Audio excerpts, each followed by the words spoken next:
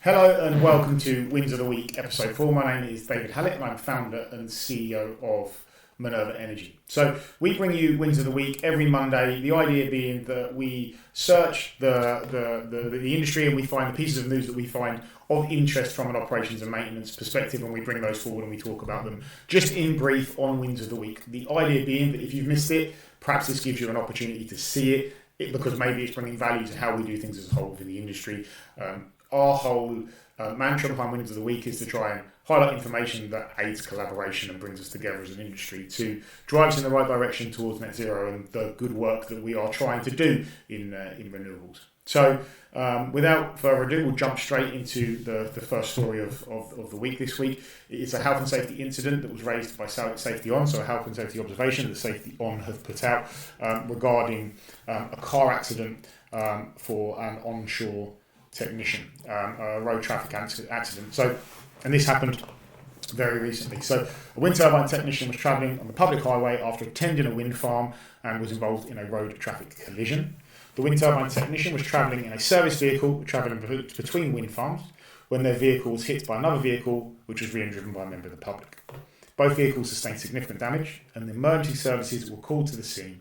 Following an initial assessment from the paramedic at the scene of the incident, the technician attended hospital for further examination. So first things first, we hope that technician is doing well and is recovering from injuries sustained. Same goes for the member of the public who was involved in the incident.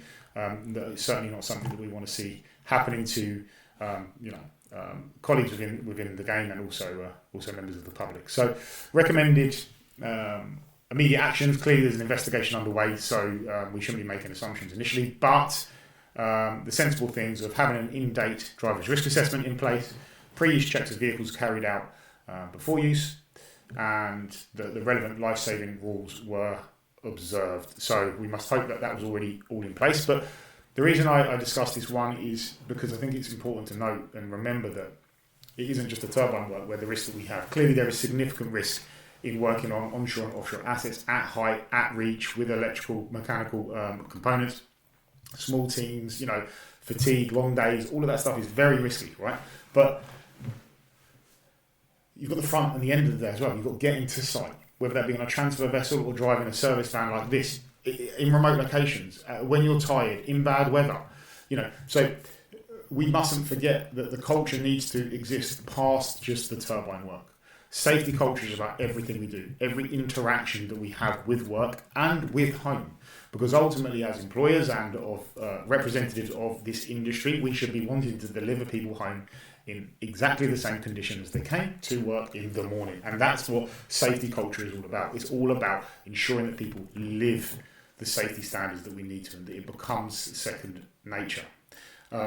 If we, I think, compare this again to the general trends in sort of from health and safety accidents and incidents and observations, right? So the majority of them come down to these usual, the usual cohort of slips, trips and falls, general safety, okay, working at height, and increasingly recently, which is a bit worrying, electrical incidents.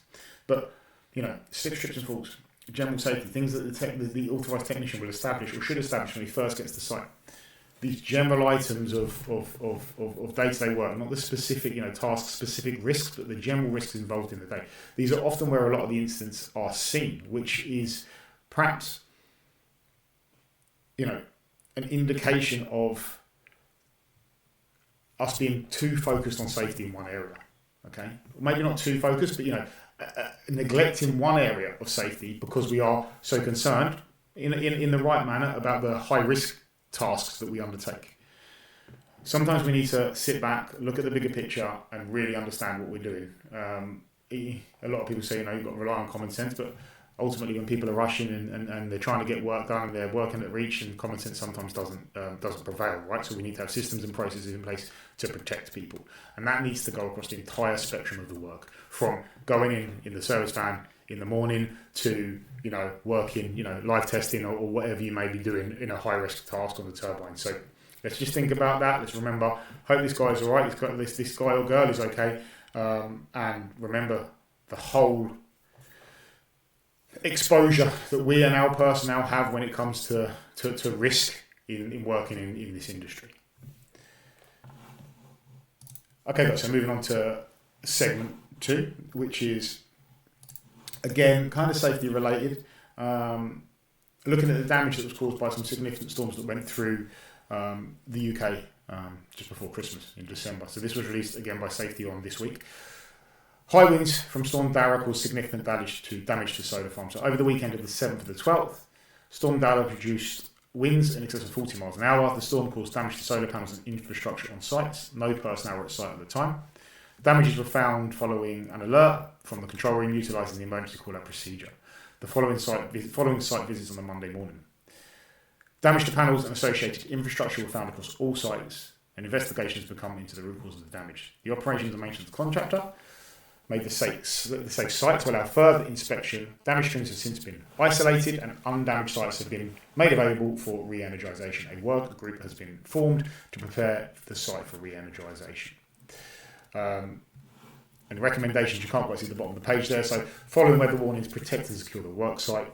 Upon returning to site after periods of inclement weather, check for storm damage and utilise the emergency call-out process if needed following any cause of disruption. And I think, again, this is why I wanted to highlight this one. So we have two ends of the spectrum here. We have the unexpected stuff, driving to work, driving between sites, that can cause incidents and accidents just as much as a severe storm coming through and causing damage to the assets, and then the associated risk that comes with this, right? The debris that's around, the additional work that is going to needs to be completed to get this site back up and running. The risks involved if perhaps procedures hadn't been followed, if the work site hadn't been adequately protected, if people hadn't been demobilised prior to the event or prior to the storm. The utilisation of the emergency call-out process, is that drilled?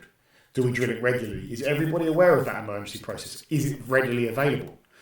These are all key and critical items from both ends of that spectrum, driving to and from work in the morning or between sites, to when you have a freak, act of God situation that we have here with a storm. It's just as important no matter what we're doing. And that comes down to drilling, making sure people are aware, making sure people are embedded within the culture within your organisation. There should be a culture of safety and really just looking after people. Everybody having their own backs and the back of the person next to them. Really being safe. And that then will stop incidents like the one that we saw earlier happening. So I just wanted to highlight two things there from the last few weeks that are on two ends of the spectrum, but both equally important and both that are, fixed by the same thing. Safety culture, having the right processes and procedures in place, drilling things as you should do, and understanding that you have the information where you should. And then on to the final segment for today. As I said, it's fairly quiet. This is regarding, let me just open it on the other page. Offshore wind tender processes in Denmark. So Denmark has cancelled its current offshore wind tender to run a new 3 gigawatt round, offering more attractive terms. The tender, which will be held after Copenhagen canned the process for Hertøj, Kattegat and Kriegers Flak 2 sites today, will include the option of state subsidies that are more flexible for the bidders, the government said. The government is keen to mitigate the challenges facing the offshore wind market, such as rapidly increasing prices and pressure on supply chain. No bidder entered the Danish offshore wind tender last year.